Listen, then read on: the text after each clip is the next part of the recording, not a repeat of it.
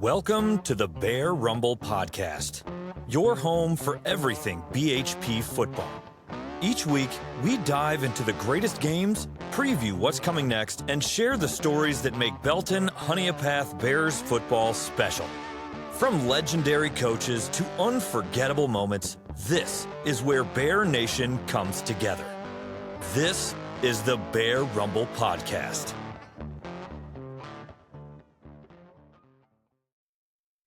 Welcome back, Bear fans, to another episode of the Bear Rumble Podcast. I'm your host, Kayne Evans, and we've got a strong episode for you this week. We're talking about getting swole and how the strength and speed development is the foundation of the BHP football team with strength coach Kevin Smith. Then we'll review the short game we had against Chapman last week, and we'll preview this upcoming region opener against the West Oak Warriors. So with that, let's jump on in with Coach Smith. All right, Bear fans, this week I'm joined by the strength and speed coach for BHP, Kevin Smith. We're going to talk about those Bears getting stronger and how it relates to their play on the field. So, Kevin, thanks for being here with us tonight. I appreciate you having me on. It's an honor to be here. I thank you a lot. Absolutely. We're absolutely looking forward to this. I know BHP has such a strong strength and conditioning speed program throughout the long history of that, and I know I'm excited to hear about your standpoint on where we're at now. So, but first, I want to get a little more history with you. I know grew up, played at BHP, and got that right. Then went to USC and transferred to Newberry, and then back here at BHP. Give us a little rundown on maybe that background, and then what made it so important to get back here at BHP for you? Absolutely, 100%. Yes, sir. It's been a long road, but it's nice to be home. Very nice. And being that, I know we talked to Coach Jenkins, Coach Rogers, and Dalton, Coach McLean, all of them growing up here at BHP, being back at BHP. It helped. It means a little bit more. You're not going to put in more effort, but it just means your connection, those dots are connecting a little bit more. What's your feeling on what it means to you to be back here at BHP? Wow, everything actually. When I started out coaching, me and Coach Blackson have been friends a long time, and being coaching at other places that I've been at, me and him had always talked about, how cool it would be for us to get together to be able to coach. Then had the opportunity to come back here. It's very surreal in that, I've been so blessed to be able to coach all three of my kids, but not just that element, because they're friends. You see them growing up and playing with them through the rec league. So you get to see all the Bears when they're little, and then they go through middle school, and then you see them at the high school. And that really means a lot. And you always hear people throw around the word, we're a family. Well, here, Coach Blackson does a very good job with that, because we truly are. The two communities are connected. You go out to the community, they know the kids, they know the coaches, and he does create a family atmosphere. So being able to come back and be a part of that and actually try and, help one of your longtime friends win football games, that's been big. Obviously, being here, you take so much pride because it was your school. It's your community. It's literally your kids. And, that really means a lot. Yeah, you're going to coach hard, you're going to work hard, you're going to do that. But then, when you see them come out in those dress blues, like Coach Blackson says, you just see that interlocking BHP, that bear paw, just heart swell with pride seeing that. Absolutely. Yeah, that makes sense. I know the school's changed a lot, but there's still those four wings. I remember going down the English wing and the math wing and all that sort of thing. Some of that hasn't quite changed all the way yet. So just seeing, and I think you hit on it you're seeing both your sons come through, but also all their friends. It's like you're seeing the whole community, the whole group grow as men coming through a school like that. And you're having a chance to help shape some of that on the way as well. So I know that's a great benefit of being back here at BHP. Absolutely, 100%. Yes, sir, it is. So let's talk about some of those coaches, I know we all have those coaches, mentors on the way that's meant a lot to us. Who are some of those guys that's both shaped you as a coach, but also even maybe shaped your philosophy in the weight room, that sort of thing? Wow, we could be here for the whole episode for this one. Go for it. Go for it. So, starting out, obviously, this is a running joke among our coaching staff. Obviously, I'm vertically challenged here. I was this height in the 8th grade, so I had to figure out love sports. So I had to figure out a way that if I was going to be able to play, I got to get stronger. I got to get faster. So parents bought me one of these old weightlifting sets, and that kind of sparked my interest. Got to high school, and one of our coaches at the time, George Holzclaw, he was my strength coach at the time. He's a Hall of Fame strength coach here. I was his first state champion here at BHP in weightlifting. He kind of continued the interest. When I got to South Carolina, I met a guy named Eric Fierce. He was our strength coach. Amazing, great guy. And I have been so blessed to be introduced to some of the Mount Rushmore people in the industry. Just names that are not just the best around here, but literally the best in the world. Been very fortunate. As far as high school guys, Mike Chirac was a big influence. He was at Burns forever. He's tip of the spear. Just great guy. I think one of my biggest influences as far as the way I program, do periodization, things like that, Coach Gail Hatch. He's from Baton Rouge, just a mountain of a man. Great guy, super guy. He was our 2004 Olympic team strength coach.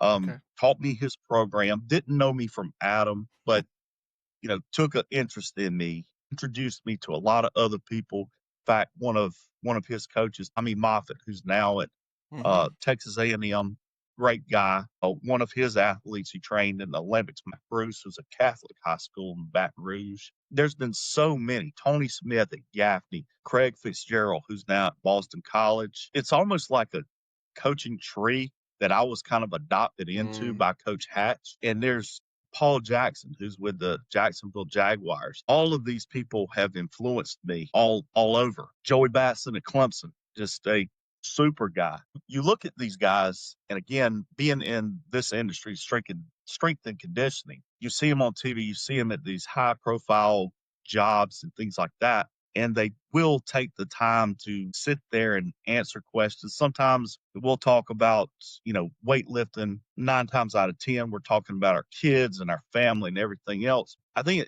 it's just been truly blessed to be able to pick up the phone and be able to call these guys if I had a question, and even, believe it or not, sometimes they do call me and ask for advice. They do, but that's been a lot of the influences.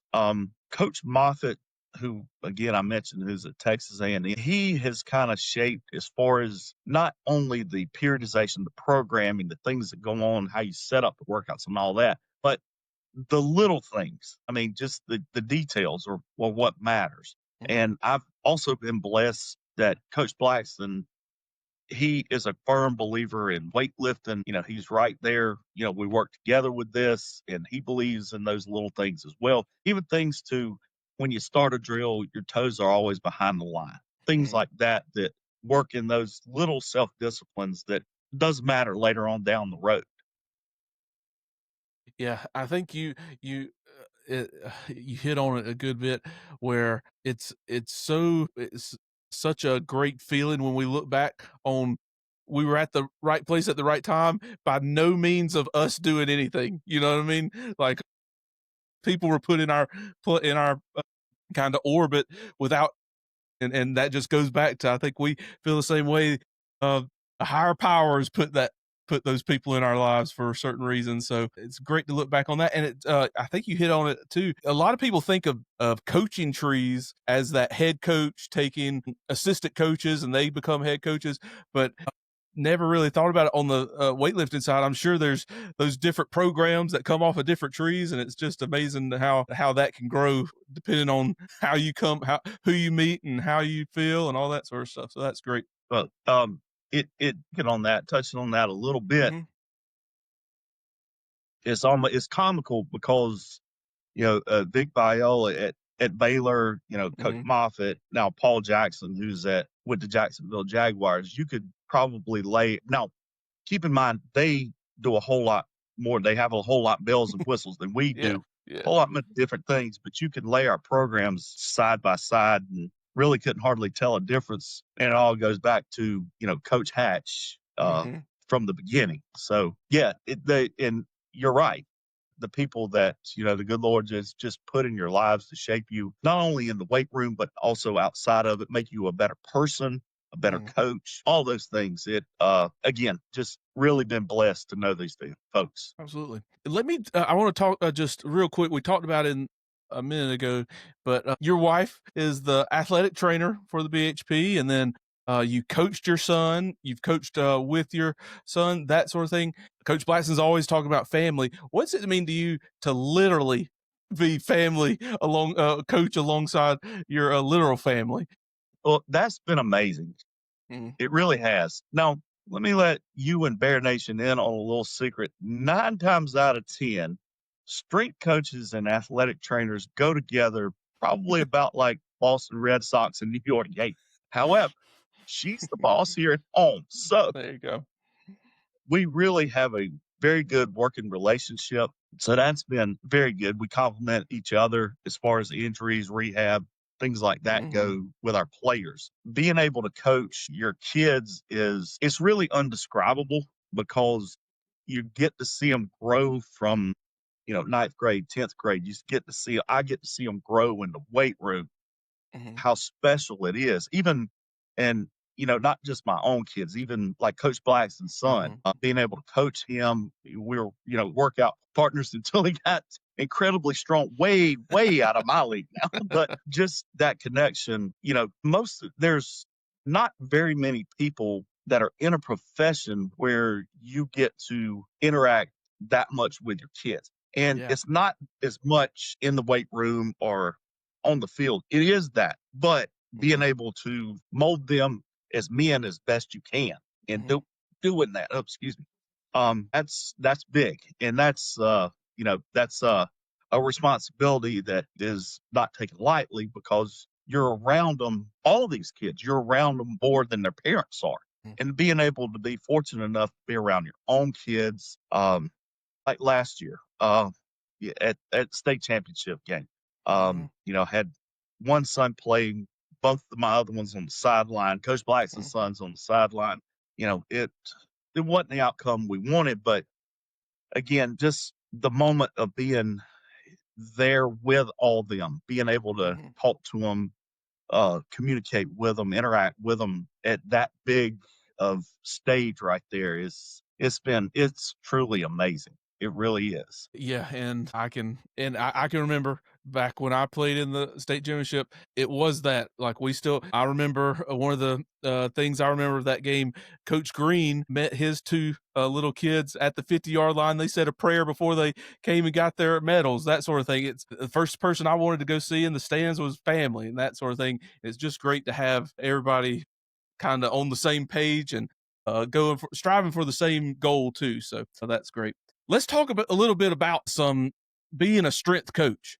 I know one of the things, especially going into the off season, going into the summer. Talk to me about that process you have. Do you and Coach Blackson sit down? Do you lay out a plan or goals? What's that some of that planning going into the summer, and then what's that summer process look like for you as a strength coach? Well, well, I kind of work it. Yes, we do. We sit down together, go through this. We kind of work in reverse because, again, the way strength conditioning is now, the game has changed a lot. So we're trying to develop guys who can not only pick up a refrigerator, but pick it up and run with it. Got to be able to move. So we kind of work in reverse here, going back from hopefully we calculated up to the state championship day right there. And we have certain phases that we go through. Some of them will focus on mobility, we'll focus on, strength. We do this all the time, but Mm-hmm. there's different phases that we go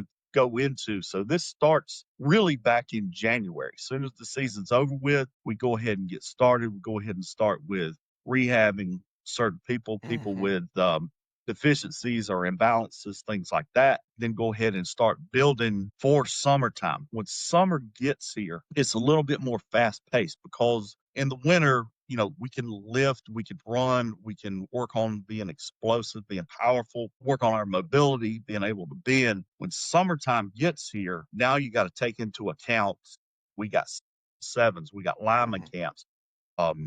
We have certain things that we do outside of that. So now the priority shifts for, being game ready. So yeah, we kind of do this in reverse starting in January, leading up to the summer. And then our in-season program I firmly believe, and I think Coach Blackson will back me up on this. I got a great story I got to tell you There you about go. this too after.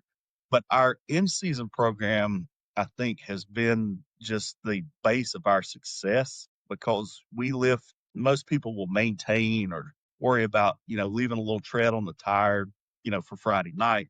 But we lift and we lift to get stronger. So last year, it was round 3. We're getting ready to play Powdersville. So came in the weight room, first period, all the kids, they're jacked up. They're ready to go.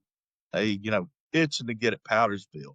Well, that particular day in our programming, we had power cleans. So again, keep in mind, it's the third round of the playoffs. Kids were jacked up.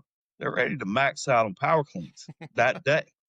I understand, people who may not understand strength conditioning. Normally, you don't do this in season. Coach Blyson, he was ready to go. He loves the power clean. Yeah. We go ahead and we do it. We had about 30 something kids in that class. And that day, we had 25 kids that power clean 225 or more. And the rest of them were like knocking on the door. That was one of the Wow. strongest teams we had. That was one of I remember that day like no other. I mean, he and I both were just so happy about it. Kids were jacked up, and that's really unheard of during the end season. But they did amazing. Yeah, and sure that carried on the rest of the day into that after that evening too with that. Well, you mentioned that how the priorities within that, you're not only the football strength and conditioning coach, you're the strength and conditioning coach for the entire school, all athletes, right? And Yes. how do your priorities shift when you're talking to those football players in football season compared to baseball guys who need to be peaking in the spring and all that sort of thing? How does your priorities shift in that kind of situation? Well, yeah, and actually, that was one of the things we had today. I worked with today, making it a little bit longer day. Worked with wrestling to start before they went into a room because they're getting ready to kick off now. Ball has their open season starting. Work with them today also. And I take the approach one that's same thing with football. All our programs, our softball program has done an amazing job in the weight room, and it has paid off on the field. Coach Jennings does a great job getting them in there. Coach Roper's done that. Same thing. He's followed suit.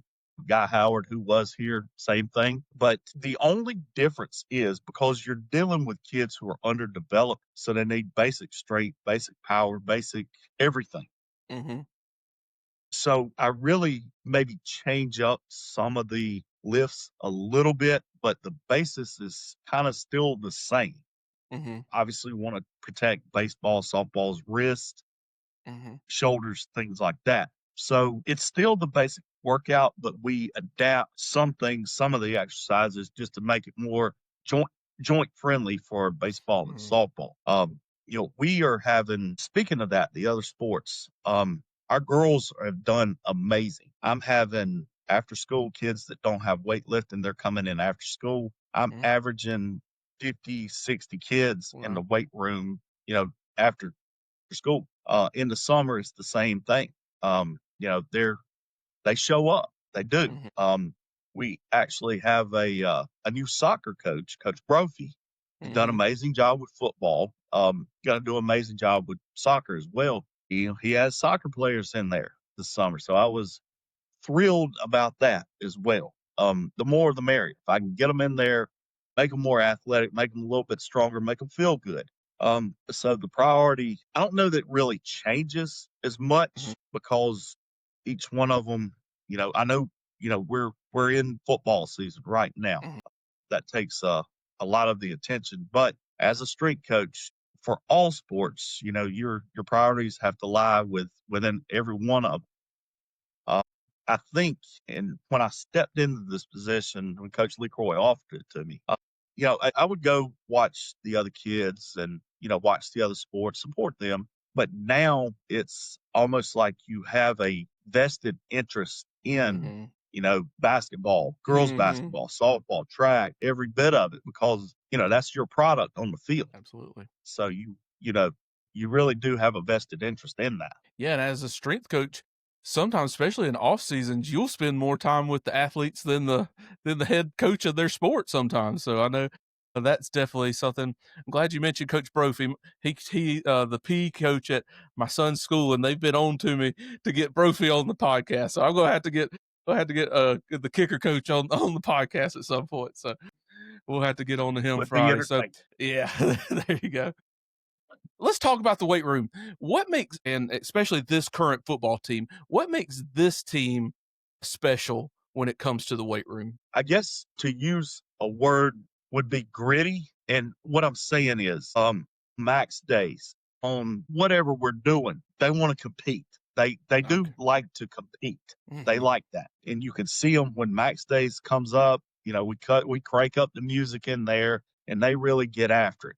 We've had some very good numbers this year with our maxes during the end season also, but they do. You know, they're they're working hard, and if the guy beside them he might lift 10 pounds heavier on a power clean. All right, well, this guy's good. He's going to try it. He at least is going to try it. He's going to get after it. So I think, it's a more together group. For example, we had one of our linebackers, Ty DeBose, Hmm. great power cleaner. He's in there the other week. He's trying to power clean, which he did actually. He's, trying to power clean 275. All the kids are stopping, clapping, hearing them, pumping them up, which it's always been that way, Hmm. always. But, this group, like I said, they like to compete in the weight room. Yeah. And I think that we've heard that from most all the coaches that we've talked to, but see it on the field.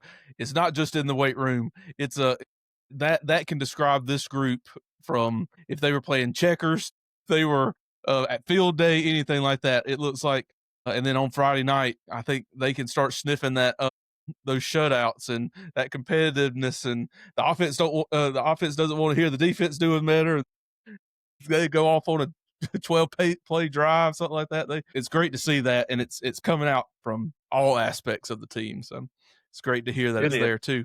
Talk to No, me. I want to talk one more thing about the actual weight room. I want your viewpoint. How does what you do in the weight room, both the actual physical side, along with the mental and the habit side, come out on Friday night? How does what you're growing in the weight room translate to what the boys are doing on Friday night? well, going back to those little things I was talking about, for example, starting with your foot behind the line, really getting on them during their dynamic warm up, things like that, during their bar warm up. If you can be disciplined doing those little things that we require them to do, chances are you're going to be disciplined when we ask you to do the big things, when those things come about. And the mental aspect of it is, getting coached to do it, this certain way, doing it this right way.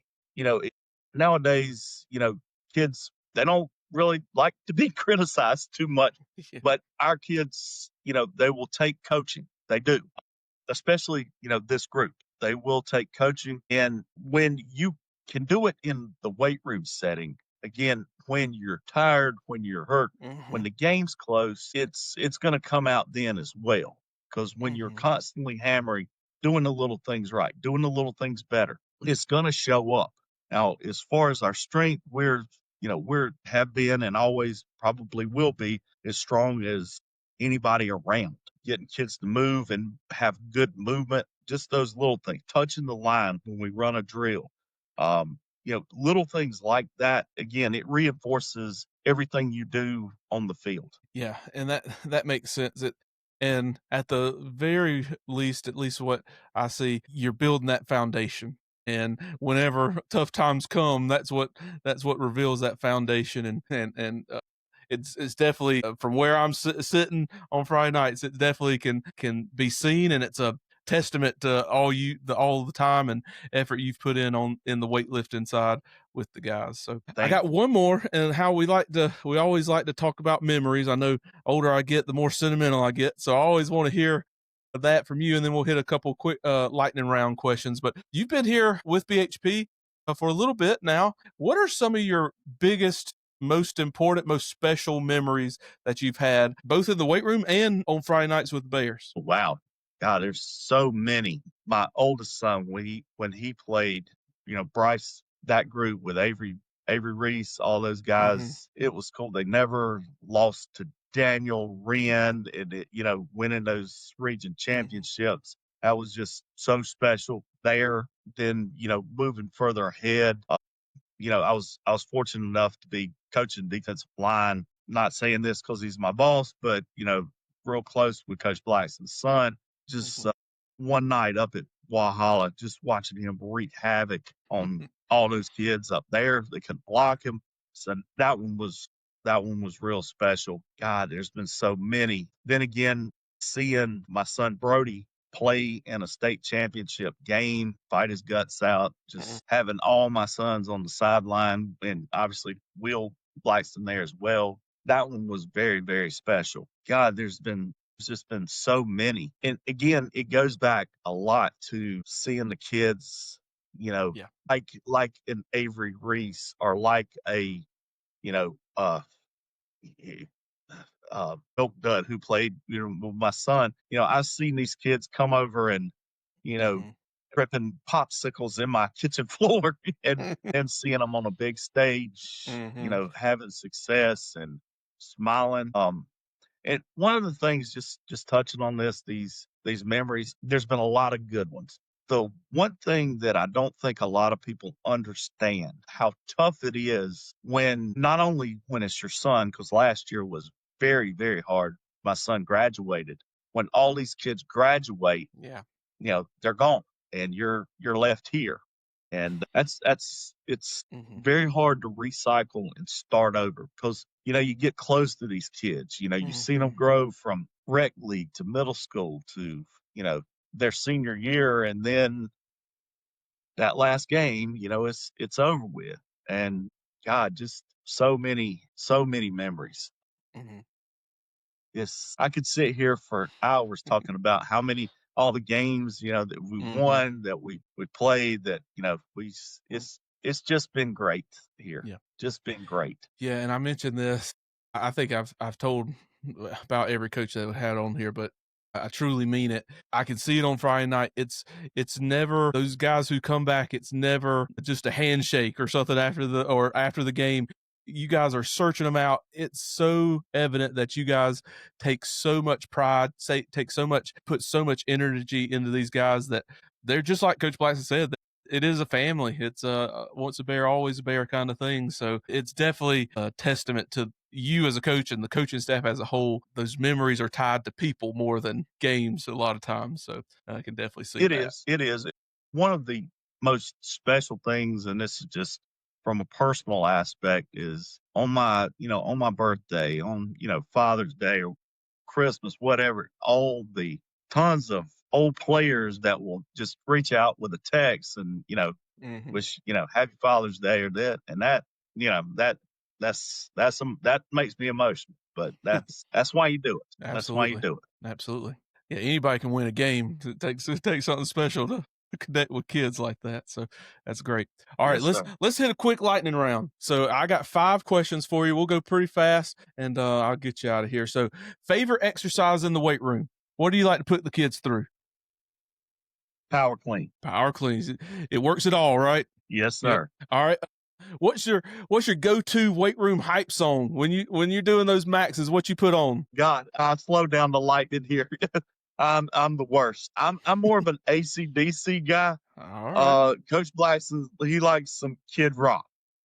So some Kid Rock in there. That's what we go to. More important, strength or speed? Can you even say? I can. Yeah, speed. Hands I down. got you. Speed. Gotcha.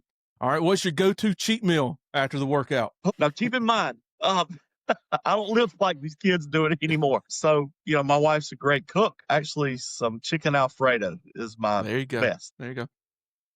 All right, last one. What's that? You mentioned it earlier. It might be the same one. What's that one word that you describe this 2005 football team in the weight room? I got to go back with competitive. I All right. got to say that competitive. Absolutely. All right. That's great. It was great talking. I love getting this insight. We've talked to coaches where it's on the field. I remember this quote from Urban Meyer years ago where he talked about over the summer he would literally hand the keys over to his strength and conditioning coach because he did more for the team during that period. And I know your hands are just so in depth with this football team, the foundation, as we said, with how this team, not only the physical side, but instilling that competitiveness, instilling that all for one kind of thing. And it's great. It was great to hear from your point of view and how that's coming out on Friday night. I appreciate it. It's been such a pleasure to be on here. I really appreciate that. Thank you. That's great. All right. You know how we got to finish. I got to have your best. How about them Bears before we get out of here? All right. Let me see this. My wife's here to catch it too. I'm thinking, great. How about the Bears? There we go. All right, Kevin. Thanks so much, and we'll see you this Friday night. Looking forward to it. Thank you again so much. Now, let's talk about the game last week against the Chapman Panthers. The Bears, for the second time this season, traveled up to Spartanburg County. They faced the Chapman Panthers, the winless Chapman Panthers. The Bears would come in 5-0 on the season as the Panthers came into the game 0-5. We've talked about this in some of our other episodes where complacency is the true enemy, especially when the records are so disparate. But the Bears in no way let that guard down. Actually, they showed that if anybody, Chapman had that guard down, as on the first kickoff of the game, the Bears went and recovered an onside kick, reversing the possession. So the Bears got that first possession. Go 3 plays later, Noah Thomas takes it for a 40-yard touchdown and puts the Bears on the board early in that game. Then on the first offensive play for the Panthers, they would try a little trickeration of their own. They would try a halfback pass, but the pass ended up in the waiting arms of D. Chester, who returned it for a would-be touchdown. But for the second straight week, the TD was wiped off the board from a defensive penalty. Luckily, this week, the Bears would retain possession, and 2 plays later, they would score to extend that lead 14-0. But I want to talk about D. Chester. This would, like I said, this is the second straight week he had a pick six that the points came off the board based on a penalty. But along with that, it would be actually 3 straight weeks of a defensive touchdown for D, going back to the West Side game. And I'm not sure what's more absurd, 3 consecutive games with a defensive touchdown from a single player, or 2 consecutive games of a defensive touchdown being brought off the board for the same player. So that was great work for D, being in the right place, making the play. But we also want to see some of those penalties get cleaned up so D can actually be celebrating that touchdown for the Bears. The Bears would extend that lead into the second quarter. They would actually try and attempt and make their first field goal of the season. Benji Ward with a 22-yard field goal to put the Bears up 31-0 at halftime. Then the Bears would come out after halftime and receive the ball, and on their first 2 drives of the second half would score a touchdown, pushing that game total to 45-0. After that second touchdown for the Bears, alarms, the siren sounded in the stadium, denoting that there was lightning in the area. We never actually, personally, I never saw lightning. I don't think it even rained very much during the game, but with the new technology, it was detected in the area. They cleared the stadium, and then about 5 or 10 minutes later, the game was called early in halfway through the third quarter. So I think about 6 minutes and 30 seconds left in that third quarter. The game was called due to the lightning in the area. The Bears would end up winning that 45-0. That would be the final score. Their second straight shutout for the Bears brings their total points allowed per game to just over 7 points a game. And offensively, they're averaging 45 points per game. So such a dominant performance once again by the Bears. Defensively led by Ty DeBose, who had two total tackles, but both were tackle for losses. He recovered a fumble in the game. And then Jakari Anderson led the team with 5 total tackles. KJ Miles with 4 total tackles and a pass breakup. And then Keelan Dixon also had 2 total tackles with a tackle for loss. Then we also mentioned D. Chester with his second straight week with an INT. He also had 3 total tackles on the night. Offensively, the Bears were led by the kind of the three-headed monster on offense. MJ Earl led all rushers with 12 rushes for 119 yards and 3 touchdowns. This is his second week in a row scoring 3 times on the ground for the Bears. Noah Thomas also had 3 rushes for 57 yards and a TD with them. BJ Anderson had 2 rushes for 15 yards, and Tajir Ware had a rush for 7 yards. Noah had all the passing. He was another brilliant night from Noah, and really testing the Chapman Panther defense deep this week. So he was 10 for 13 without an interception. Still on that streak of no interceptions going back to the Broom game. So on a 5-game streak of no interceptions for Noah. And then he passed for 190 yards total with 2 TDs. He spread the ball around. He had Tajay Watson-Martin was the leading receiver with 4 receptions, 143 yards, and a TD. We talked about last week Jakari Anderson's touchdown reception being maybe the best of the season. Tajay made a one-handed bobbling catch. Didn't quite make it into the end zone, but another great, outstanding catch from Tajay. Along with Tajay, we had BJ Anderson with 2 receptions for 19 yards. MJ Earl had a reception for 9 yards. Nick Sargent had a reception for 8 yards and a touchdown. I believe that's his first touchdown of the season, of his varsity career as well. And then Jakari Anderson had 1 reception for 11 yards. We don't talk about this very often.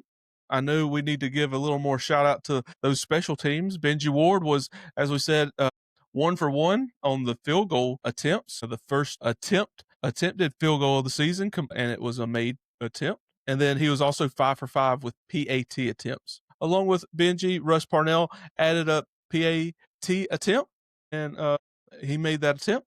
And then on kickoffs, Benji was very efficient. 5 kickoffs, averaged 40 yards with 1 touchback. And then James Johnson had 2 kickoffs for 48.5 yards as well. But with that, the Bears extend their undefeated ways and look to put that on the line this coming week against the Warriors. In the game against Chapman, the Bears showed up. I know we always worry about that complacency, the urgency, both on the offense. It seemed like the aggression was there on offense, and punishment on offense was definitely visible. And then defense, just that swarm tackling, the suffocation, especially when it on passing downs.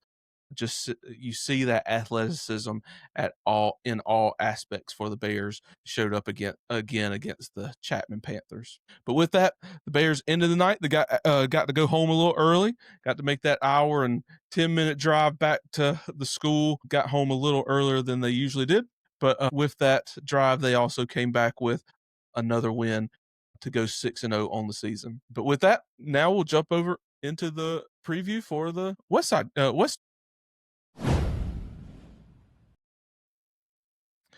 let's preview this Friday night's game against the West Oak Warriors. So the Bears will be hosting the West Oak Warriors this Friday night as they open region play for both teams. BHP comes into the game 6-0 on the season, as West Oak comes in as personally a surprising 4-2 as coming into the matchup this Friday night. West Oak comes into the game with wins over the Greenville Hurricanes, and then they have a Clear Dot Charter forfeited. Then a win over Landrum, 36-16, and last week a win over Greenwood Christian, 27-0. Then they did have 2 losses on the season to Seneca, 47-0, and then Franklin County out of Georgia, 34-7. So of the 6 opponents, only 2 have been high school league teams, and they're 1-1 in those 2 games. But with that, as I said, the 4-2 on the season, they're a win away from having at the very least, 500 regular season, which would be the first time they hit that mark since the 2009 seasons. Both confidence will be big for West Oak, but also drive to do something that hasn't been done in over a decade and a half for the Warriors. So a really dangerous team coming in to BHP this Friday. The Warriors offense, it will run through their 6'6" sophomore quarterback, Harry Burgess. He's a very talented signal caller. He excels at those short passes, those hitch and out routes, those sort of things, and then really precise on those screen passes as well. This offense is driven on those quick hitting passing plays, and then a determination of running the ball out of the spread offense. Then with that, the top receiver target for Burgess would be Xavier Scott. He's a dynamic receiver, smaller but stouter receiver, where he can take those screen passes, make people miss, break tackles. Be big for the Bears to have to gain tackle, to be really sure tackling against short. And then running the ball, Carter Fountain. Also, all 3 of these that I mentioned are sophomores, so a very young team for the Warriors. Carter Fountain will lead their backfield. He's a strong runner, powerful bruising runner, but also has the ability to break some longer runs. And that's exactly what this offense will be looking to do against the Bears. Defensively, West Oak hangs their hat on some very aggressive ends and linebackers. They pursue so well. They're very active. They get in lanes. They're able to close holes. They wreak havoc in the backfield, especially those ends. They like to get upfield and really put pressure on both the runner and passer. And then their defensive line, they one of the things that I've really noticed is their ability to really clog that middle up. I know BHP hangs their hat on running up the middle. The two big guys for West Oak up front, they are extremely well. They do extremely well at making just a mass of bodies in that middle, and having running backs have to navigate around the pile, and that leads them right to those linebackers, as we mentioned. Before the Bears, the formula remains unchanged. The Bears have to play to the Bear standard, dominate from the opening kickoff, and don't let that domination get boring. West Oak will come in, as I said, with a lot of confidence, being 4-2, no matter the opponents. 4 wins, especially at West Oak, is already an accomplishment, but they'll be looking at getting to that 5th win, so at least they'll be 500 for the season, and then a win against the Bears would go down as maybe one of the biggest wins in school history if that would come to a fruition. The freedom to play as underdog will give the Warriors all the motivation and extra excitement as that they would need. Offensively, I would look to see Noah and those wide receivers have a huge game against West Oak. Last year against West Oak, Noah threw for over 200 yards. I would see another night of Tajay, the connection with Tajay, but also those other very talented Evan Gaines, Jacobs Paul, Jakari coming over and playing wide receiver. Could also see Nick Sargent getting loose down in the middle like he did last week. I see a lot of possibility for this passing offense there for the Bears. And then we'd want to see, hopefully once the spread gets a little wider, we'll see the Bears be able to close out that win with a dominating run game as well. Defensively, as we said, it will take some gang tackling, sure tackling. A lot of West Oak has a lot of yards on second efforts, so keeping that from happening, getting those backs on the ground, along with once we get them into obvious passing downs, really turning loose that defensive line. I can see Kylan and Cameron and Kanaza and Ty really having a huge night for the Bears, and then the back end there take advantage of some errant throws once West Oak gets pressured on those passing downs. And then, like I said, one of the aspects that BHP has been outstanding in this season, and I haven't given it enough attention, I'm going to try to do a better job of that, is special teams. Last week we saw the onside kick, we saw the field goal, we saw the perfect PATs, all that sort of thing. But we're also, BHP hasn't allowed a punt return yard, hasn't allowed a punt return period. Only punted, I think, about 7 times all season. And then think about the return games, multiple return touchdowns. They're so explosive in that aspect. Also, the block teams. I think we might this Friday night, the athletes that BHP can put out on both the field goal and the punt block teams would have opportunities to get in there and block a punt this Friday night. And then we're seeing that kind of a 3-headed monster at that kicking. I know Benji Ward is the leader in that group, but also James Johnson and Russ Parnell, all doing a great job converting those PATs and masterful job, directional kicks, deep kicks. We ask a lot from those kickers on those kickoffs. Hopefully we'll have a lot of kickoffs this Friday night. But with that, as we said, motivation is key. One great thing about this, from this game on, there's a championship on the line. So this is the first game of a region championship. Yes, a region championship can't be won in one game, can't be lost in one game, but with every win from here on out gets you one step closer to either a region championship or, in essence, hopefully a state championship as we go along further. With that, the Bears would be looking for that straight 14th region championship. It would be, if we get that far, it would be the 3rd consecutive region championship.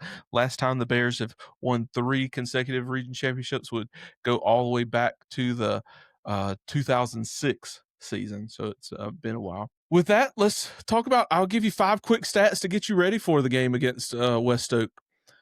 BHP's currently 15-4 all time against West Oak, 7-0 under Coach Blackston against the Warriors. Currently, the BHP is on a 26-game home winning streak. The last time the Bears have lost at home was Week 10 against Daniel in 2021. So that number is growing higher and higher and starting to become one of those top in the state. Last week, BHP averaged 11.67 yards per play. Since 2014, BHP's only had 16 games where they've averaged 10 or more yards per play in a game. Then BHP, this may be one of those counterintuitive stats, BHP was penalized over 100 yards last week against Chapman, but in games where they have been penalized 100 or more yards, BHP's 29-5 since 2014. One of those, we don't want those penalties, but luckily, for the most part, it has not caused the Bears to problems in that losing category. And then lastly, the Bears have outscored their opponents 111-6 in the first quarters this season. So the Bears have done such an amazing job at jumping out, getting the lead, and just allowing the teams to making the other team work to fight back.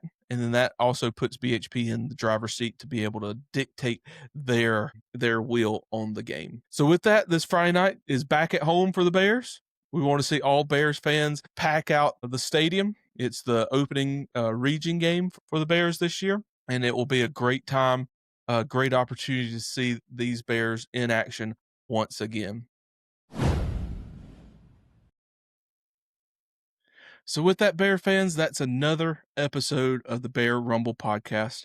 Thank you so much for joining us again this week. We're so excited to give these players and this team the recognition they deserve. So thankful that coaches like Coach Kevin Smith was able to join us this week. We have such a great time being joined by these special guests. We ask that you do subscribe to the podcast. Also tell your friends about it, spread the word. All we're trying to do is to give these players the attention they deserve. You can also follow us on thembears.com, where we have all of the season stats, individual games, individual stats. We also have records and all-time records. So check out all that we have there. We also publish a long-form blog post every week there, a Bear Tracks post, and it even has my game prediction.